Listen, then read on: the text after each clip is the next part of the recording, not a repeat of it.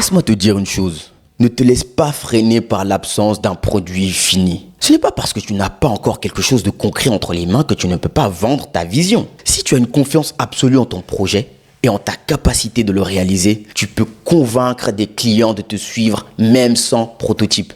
Bill Gates et Paul Allen ont lu un article sur l'Altair 8800, l'un des tout premiers micro-ordinateurs dans un magazine. À ce moment-là, ils n'avaient absolument rien développé, c'est fou. Même pas une ligne de code. Mais ils ont vu une opportunité. Sans attendre un produit fini ou même une ébauche, ils ont contacté MITS, la société derrière l'Altair, et leur ont proposé de développer un interrupteur basique pour leur machine.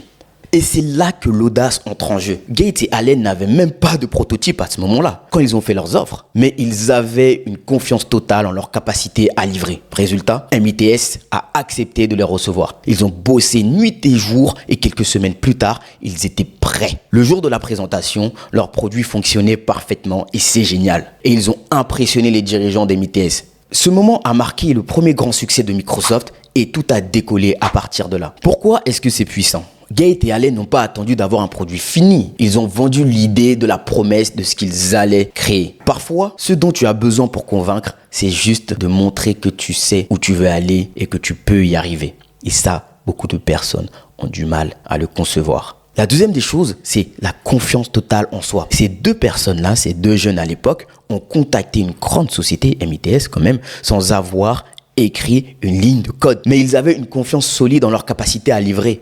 Et c'est ça qui a convaincu les interlocuteurs. Ta confiance en toi peut être ton meilleur argument de vente. La troisième des choses, c'est livrer sous pression. Gates et Allen ont prouvé qu'une fois leur promesse faite, il fallait tout donner pour réussir. Ils ont bossé sans relâche pour développer leurs produits en un temps record et ça a payé. L'audace sans action n'est rien. Mais l'audace suivie d'un travail acharné peut t'ouvrir de super grandes portes. Qu'est-ce que ça veut dire pour ton business ?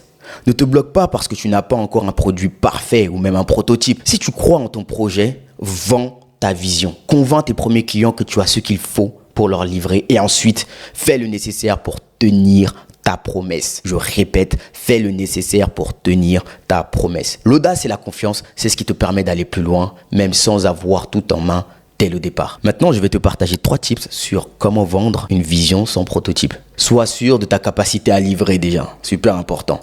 Ne promets pas l'impossible. Si tu sais que tu peux réaliser ton projet, même si ce n'est pas encore fait, fonce. Il faut que ton client sente que tu maîtrises ton projet, même si tu n'as pas encore le produit en main. La deuxième des choses, montre l'opportunité. Gates et Allen ont vu une opportunité énorme avec l'Altair 8800. Identifie les opportunités autour de toi et montre à tes clients pourquoi ils doivent te faire confiance pour le saisir. La troisième des choses, c'est livrer coûte que coûte. Et ça, c'est super important. Tiens parole. Une fois que tu as vendu la vision, il n'y a plus de retour en arrière possible. Tu dois livrer ce que tu as promis. Donc travaille nuit et jour s'il le faut, mais assure derrière l'audace. En bref, ne laisse pas l'absence d'un produit fini te stopper. Si tu as une vision claire et la confiance en ta capacité à la réaliser, vends cette vision. Ton premier client ne te demandera pas un produit parfait, mais il voudra voir que tu es capable de tenir ta promesse. Comme Gates et Allen l'ont prouvé, c'est avec l'audace et du travail que tu peux conquérir tes premiers marchés.